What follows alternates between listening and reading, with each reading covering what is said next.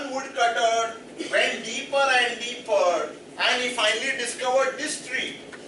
In fact, this tree is also small. That was huge. It spread almost half a kilometer in each direction. And when he saw this tree, he became very happy. He had a big smile on his face. He was not happy because, oh, such a beautiful tree or so much of greenery. He was happy because for him it meant money, resources.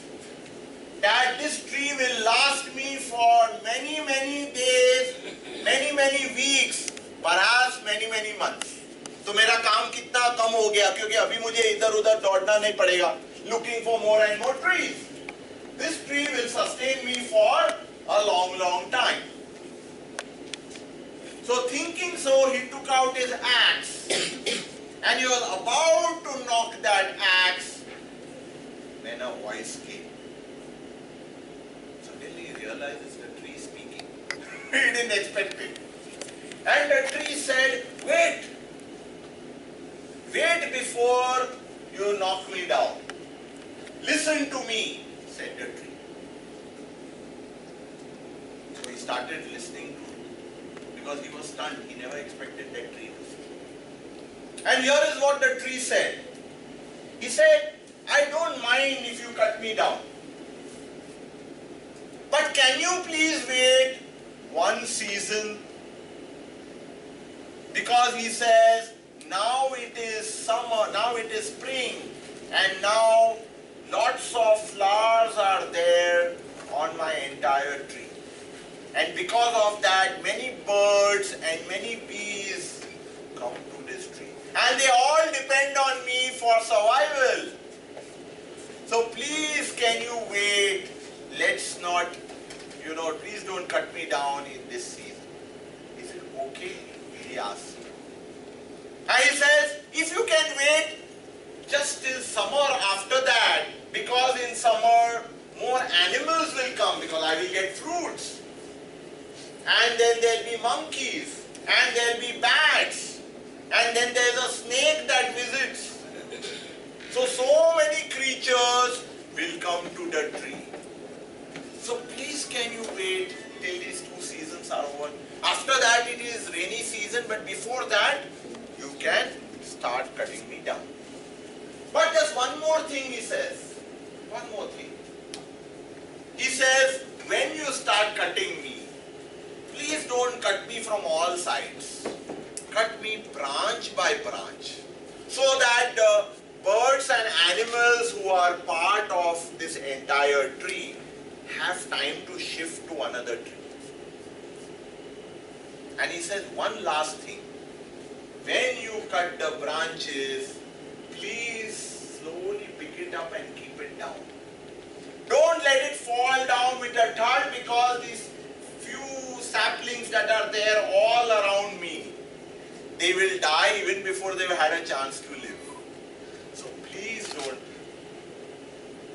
do it so aggressive. After that you can cut it. Now, what do you think was the reaction of the woodcutter?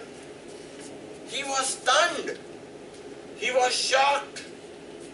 Not only with the voice of the tree, but all that the tree said. In fact, he was so, call it inspiration or so shocked, that he realized that this is no ordinary tree. That it is the Buddha itself, and it is a Bodhi tree. And the spirit of that tree spoke to him. So he simply, salutes it and goes. That's the story. So my question to you is, what's our learning from this story? Anyone? Sabko bolna hai. Everyone has to share your learnings from the various stories that we shared throughout the day. Is it a beautiful story? Yeah? Can we clap for it? This is from the Jataka tales, which are various lives of Buddha, various forms of Buddha. Buddha is not just the Buddha that we see, like this, that typical, it's there in many, many forms. Yes, please. Some hands got raised over here. Yes, sir. Become clear. As a leader, we should always think about others.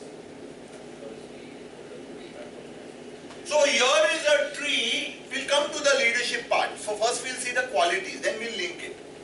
So here is a tree that was speaking the least about self, but was speaking about everything and everybody around it. Fantastic, very good. Yes ma'am, what's your observation? How do we utilize my life for also the benefit of everyone around me? Super, wonderful. Yes sir. Be humble to others. Be humble, be gentle, be kind to others. Very good. Yes please, what else? Come on, there are lots and lots of lessons. So consideration for those who may not directly be even interacting with you on a day-to-day basis, but being aware that several are dependent on you. In fact, the right word would be to say interdependence. Well, but we'll come to that in just a bit. What else? Everybody has got right to live. I'll come to everyone, yeah. Everybody has got right to live. Everyone has a right to live. And do we recognize that? Everyone has a right to live, everybody has a right to prosper, everybody has a right to grow. Not just us. Forget doing something about, still secondary. Do I recognize that? Am I aware of that? How conscious am I of that? How alive and awake am I to that? Super, very good, super. Yes please, someone else was saying something. Yes sir, I'm coming to you as well. Jose वांछले तोचे लागो. You want to cut, you can cut me. Right. But What you want to do, you do. right. What you want to do, you do, but also there's an element of first become aware of what you are doing. That's what he was trying to do, the tree. He didn't say stop. He said first listen. मैं जो बोल रहा हूँ वो सुनो, so that you know what your action means. And it's a very, very deep meaning, and we'll come to that. Yes, sir. I was about to say the same. Yes. Listen to me first and then you take the rest. So in the modern day, I don't know, several of us would have heard this phrase. And it's become very, very powerful and common across the world, especially the Western world, because everything from here goes there first and comes back to us. It's called mindfulness. Suna hai ye phrase? No. Mindfulness is becoming aware of everything you do at every moment. So a greater level of awareness. मैं क्या कर रहा हूँ वो सोच के फिर action लेना. And that's what he was trying to make the woodcutter aware. Did it have its desired effect on the woodcutter, ma'am? Did it have its desired effect? Why? What did the woodcutter realize? He realized that a lot of them are depend on him. Super. For the first time, he became aware of the consequences of his actions. Yeah. Right? Super. Please clap for that. I'm going to ask you a question, because you will say, "Oh, this is about Buddha, लेकिन मेरे से क्या ताल्लुक है इसका?" And what can we expect in companies? My CEO, my leaders are not Buddhas, or they are nothing close to it. What do you call this entire tree with so many dependents which he made the woodcutter? What do you call this? Please say it loudly. Ecosystem. सबने सुना ये term? Can we clap for him? So what's an ecosystem? Hold it, sir. What's an ecosystem? Anyone else? You heard the phrase, right? Or the term, ecosystem. This interdependability of everybody on the other one. So what is an ecosystem of a company? Someone who has not spoken. Company का ecosystem क्या होता है?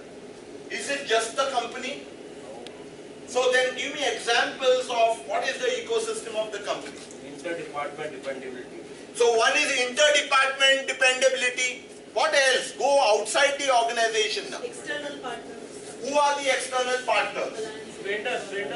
Vendors, Customers. suppliers, customers, consultants, dealers,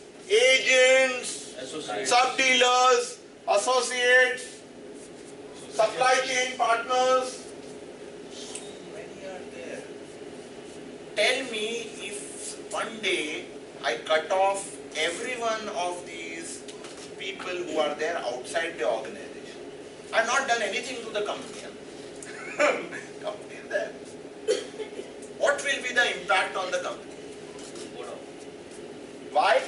Because each department wise, suppose externally if you are on to cut down, it will be have effect in the company.